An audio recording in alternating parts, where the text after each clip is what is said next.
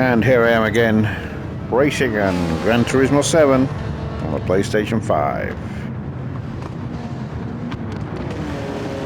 I'm riding the Expo, which is a really good car if you get it on the right track.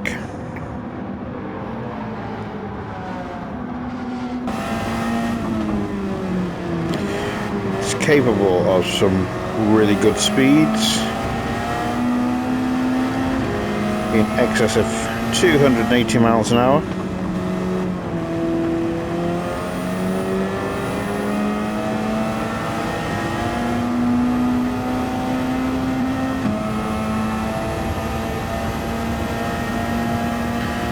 And as you can see, it's an open-topped car.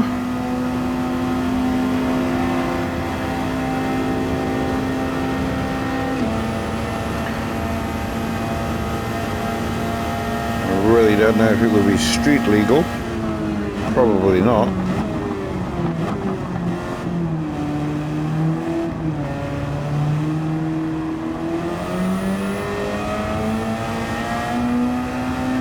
This is a 30-minute race.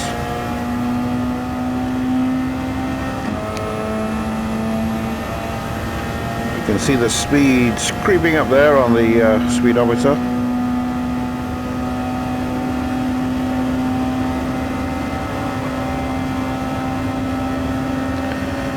Come all the way from the back, starting in the last position, currently in 4th. And we're still on lap number 1.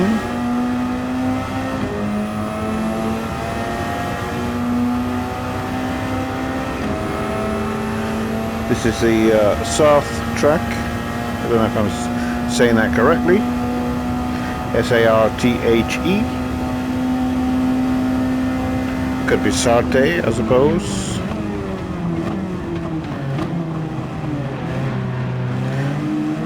It's actually one of the longest tracks in the game, but actually one of my favorites,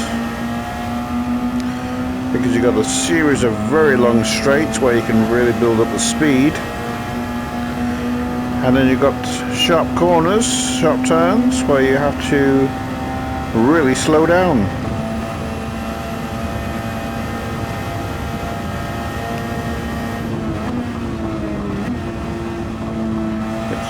A really good track to test your skills on.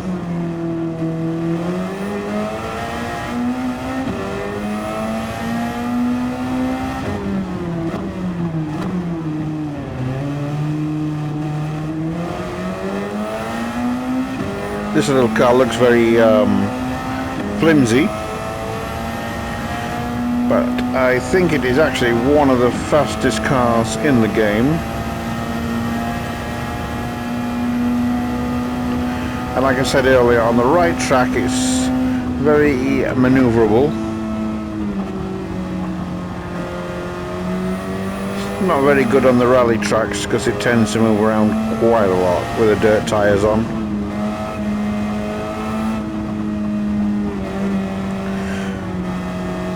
What I tend to use on these tracks is a combination of hard racing tyres and soft racing tyres. The hard at the front and the soft on the rear.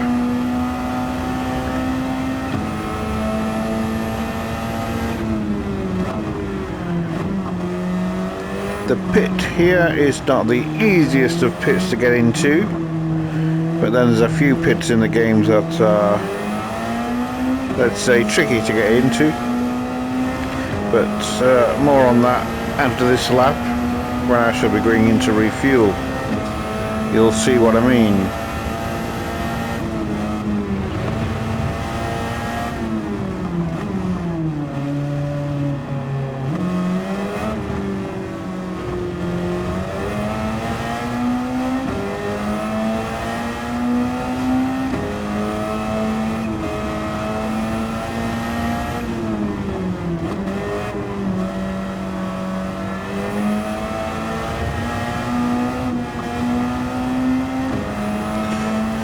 As you can see, some of these are the curves that you need to slow down on. Speed dropping down there to 140 something. But then you get these straights and you can push it back up to 280 plus, which is super cool. Once again, you can see the speedometer there with the speed creeping up.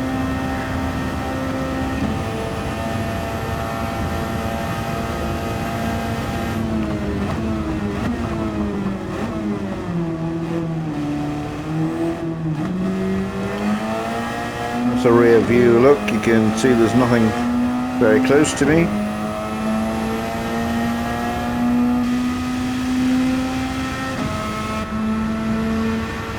The rear view. And let's go for the normal TV racing view. There we go.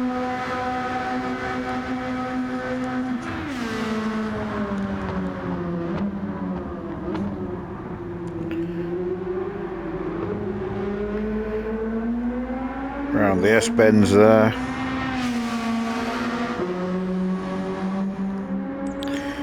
And we'll be coming into another long straight.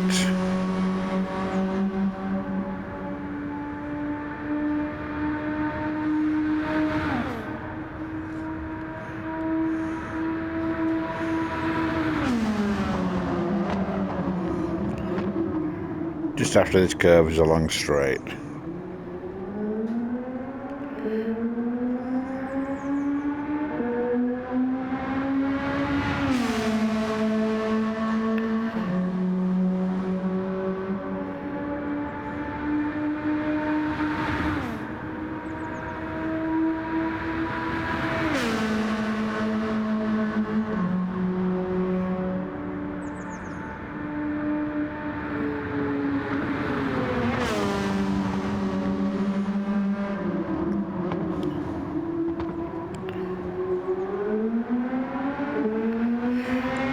Let's go back to the cockpit view.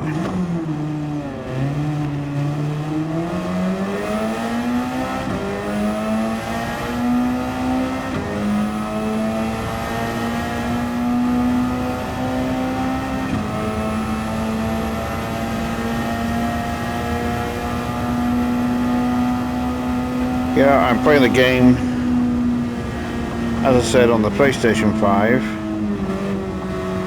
And I've got the VR2 headset on,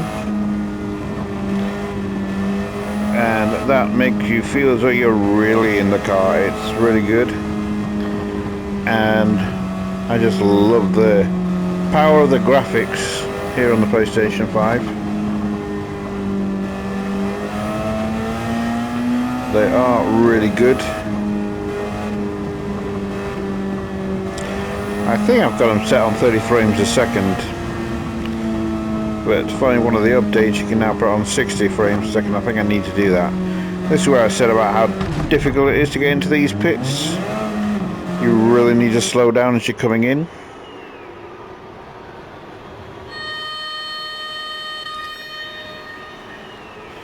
One thing I do not like about the game is how long it takes you to get into the pits.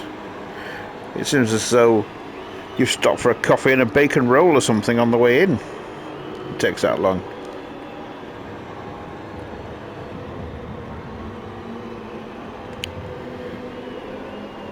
But just like in real racing, the guys are all there waiting to change your tires and fill your tank and get you back out on that track again.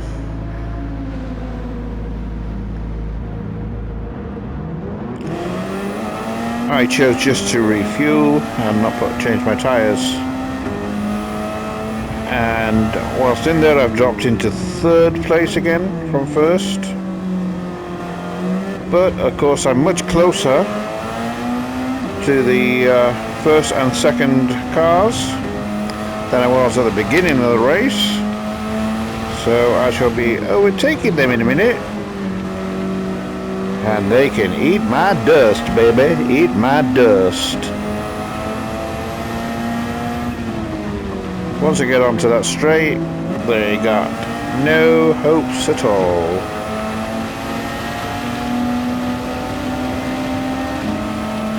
As you can see, a bit of rain coming through there.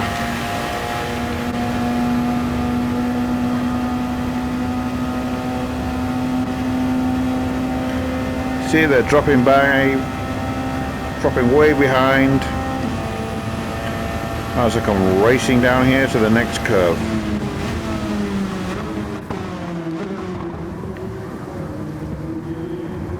And I incurred here a half a second penalty for apparently not keeping on the track limits.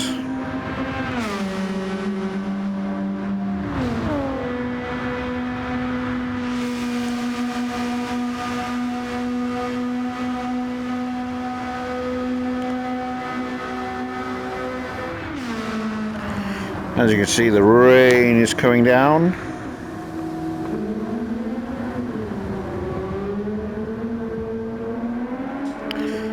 And I was really hoping that I wasn't going to have to change to rain tyres. So I didn't. And the rain stops shortly.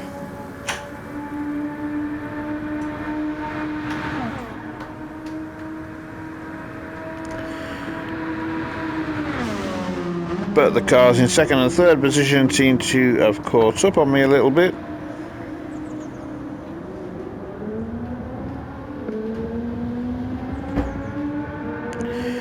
And I'm wondering what effect that might have on the race. Will they manage to overtake me? Especially as I've got to slow down because of this penalty.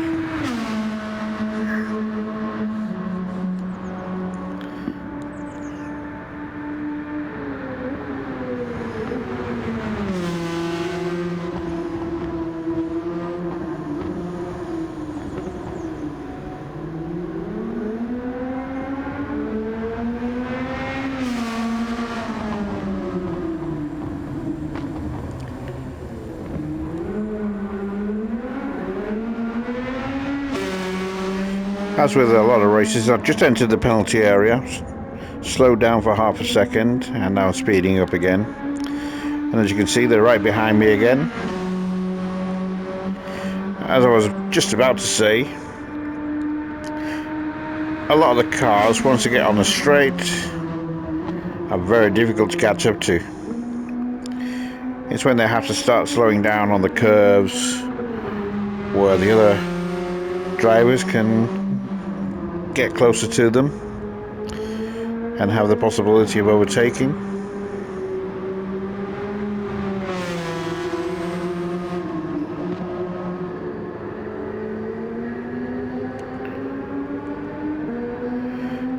I don't know if you noticed, but just up in the trees there, it looked as though somebody was firing a gun. There was a flash.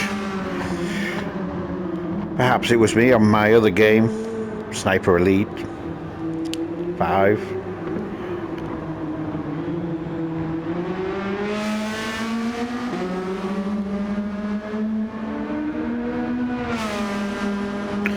That is another good game in Sniper Elite 5. It tends to make you very observant, because you're always on the lookout for those that are coming to get you. But back to Gran Turismo 7.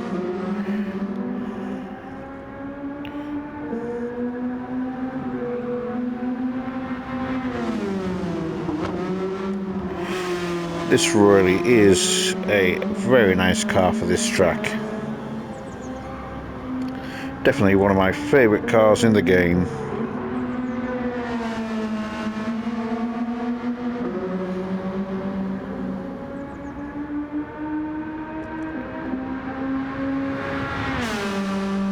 And of course I got the car in my country's colours, the British flag, the Union Jack.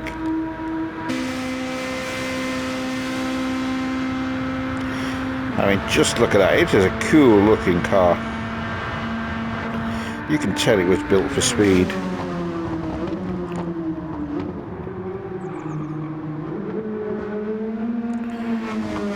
And for this race I've actually had to lower down its power level. It is capable of much higher speeds with a lot more power. But certain races have restrictions on them as to how much power you can have, what tyres you can have, etc, etc.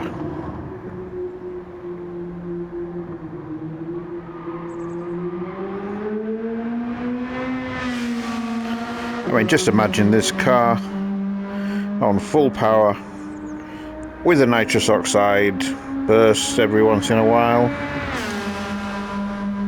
and the speeds it could achieve then. Perhaps I should take it over to the Special Route X, which really is the fastest track on the game. It's a track that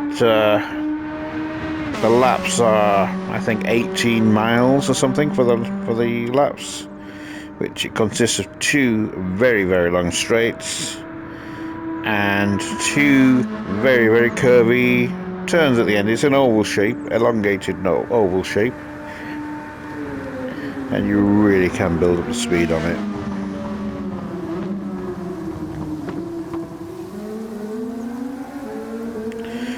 And there you can see the rain starting to come down again. It had stopped for a while.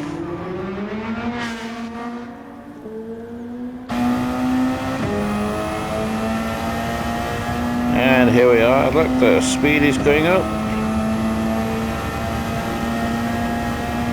Don't suppose I should really be going that speed when it's raining.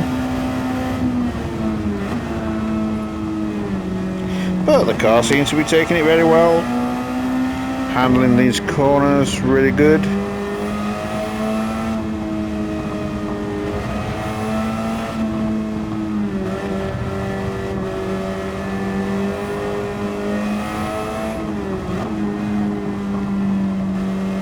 I think I've said it before, but one of the things I really like about this Gran Turismo 7 game is the changing weather patterns. And we're going back into the pit again. It seems that with this car on this track, I'm only getting about 2 laps for each full tank.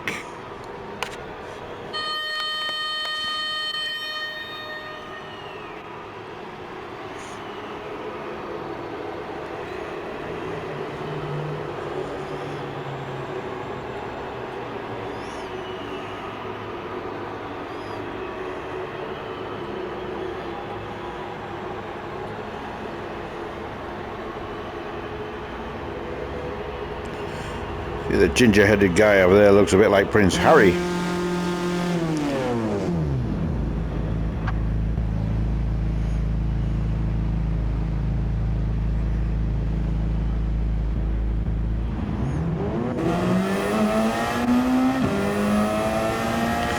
There we go, second time in the pit. No sign of the other 2 cars. The second and the third. I'm still in the first.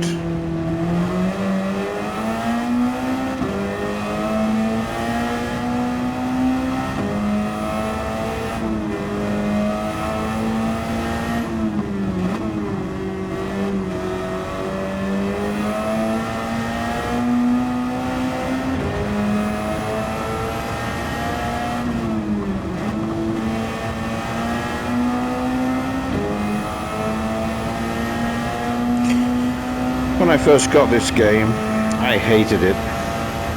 I just didn't seem to be able to make any progress whatsoever.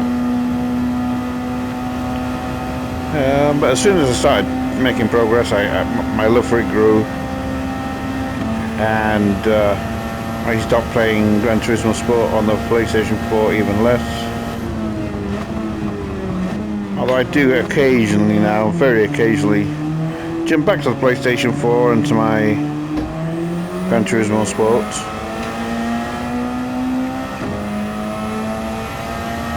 Because I do really enjoy that game still as well. And I did have nearly all the available cars. So I do need to go back and play until I get all the cars and I've beaten every single challenge in gold. I've done a lot of it already, but I need to go and finish it. But I just find this one now, especially with the VR2 headset, so much better, so much more thrilling. Let's go for the wide cockpit view.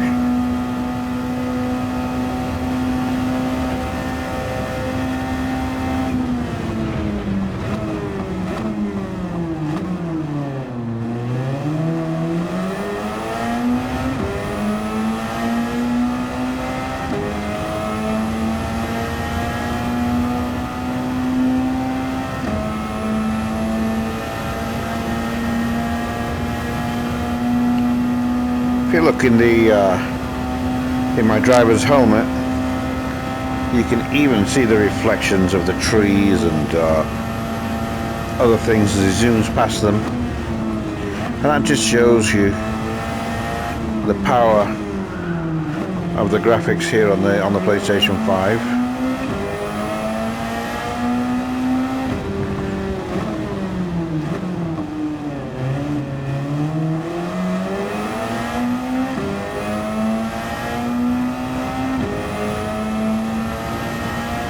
You know, having been around since video games first came out, and it was just the bat and the ball, or the little triangle shooting the rocks off in space. You know, it's been amazing to have lived through all this, you know, evolution of video games and the power of the graphics. I just hit the wall there. I thought I was going to get another penalty, but I didn't. Because what you're actually watching here is the replay with my commentary and not the actual race itself.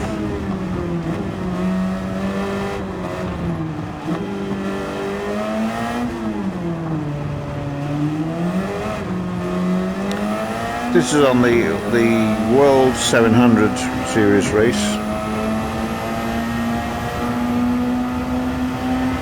and it's more or less equivalent to the endurance races that you had on the Gran Turismo Sport, and then you're racing for 30 minutes or 30 plus minutes.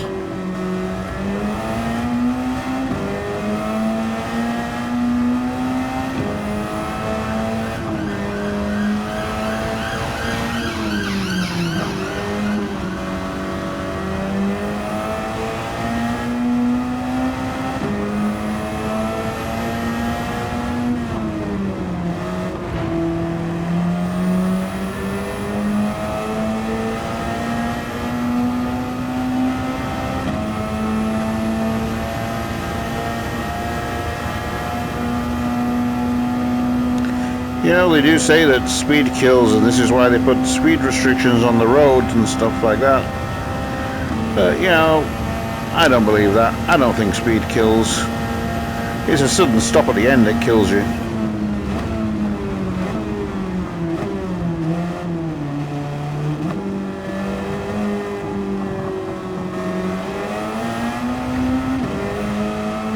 Although obviously at high speeds cars are much harder to control.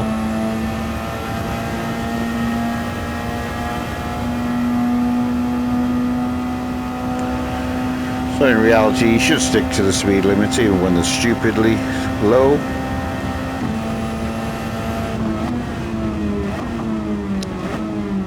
They do say that they are designed to save lives. My opinion is that they're designed to fill government coffers by fining people for going at a perfectly safe speed. But then, maybe that's just me.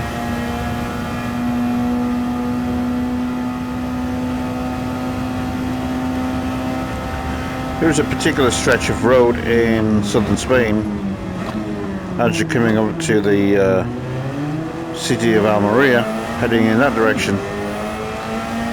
and you could quite comfortably be doing 120 or 150 miles an hour, or rather kilometers an hour,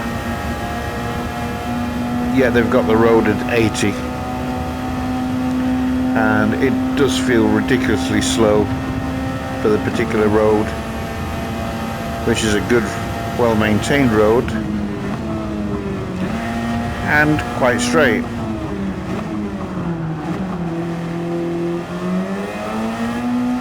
You know, I can understand speed limits on roads that have a lot of curves, but when you're on a straight and the day is good, you know, let people go a bit faster.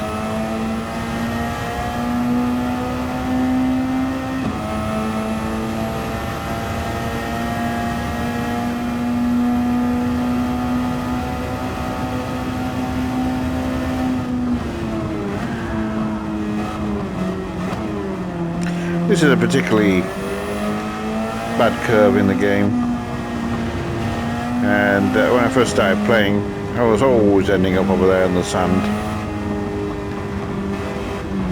But I seem to have conquered that now.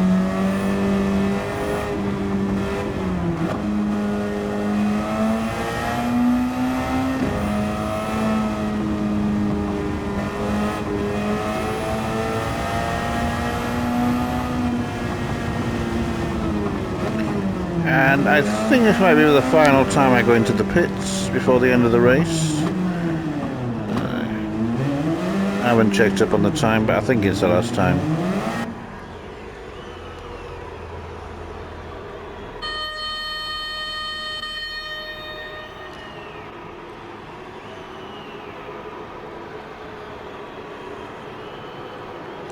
I did go through the whole race on the one set of tyres, didn't bother changing them.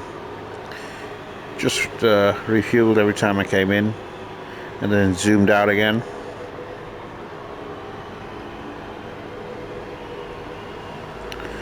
And here we are, as I say, for the last time.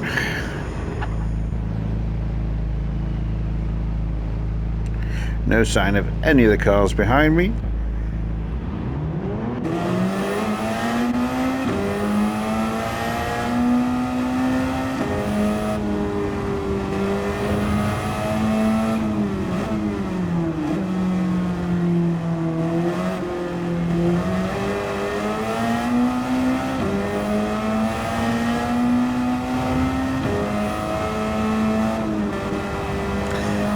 If I'm thinking correctly, this may be my very last lap.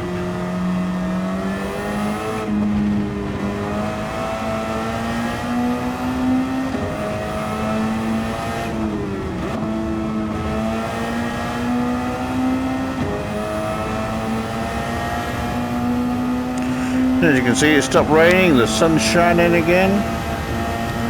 Nice clear day.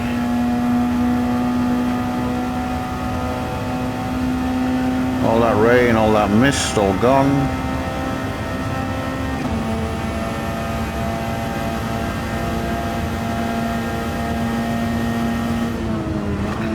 It went up to 286 miles an hour there.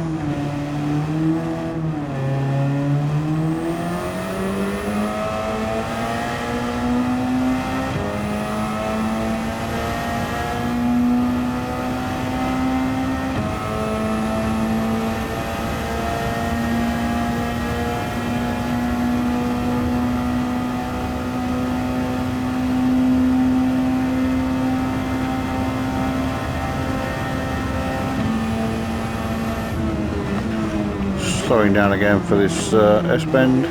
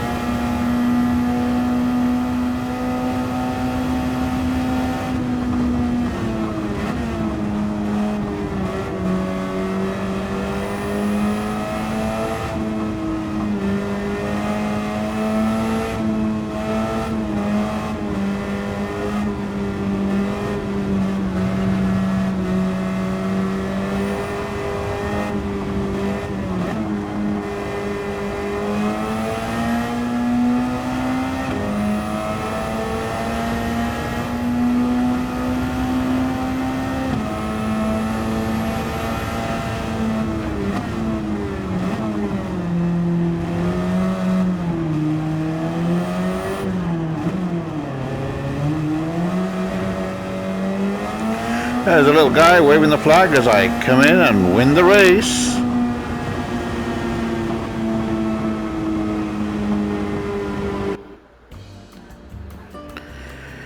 And I won over 800,000 credits for this one. Well folks, I hope you enjoyed the race, and I shall see you next time.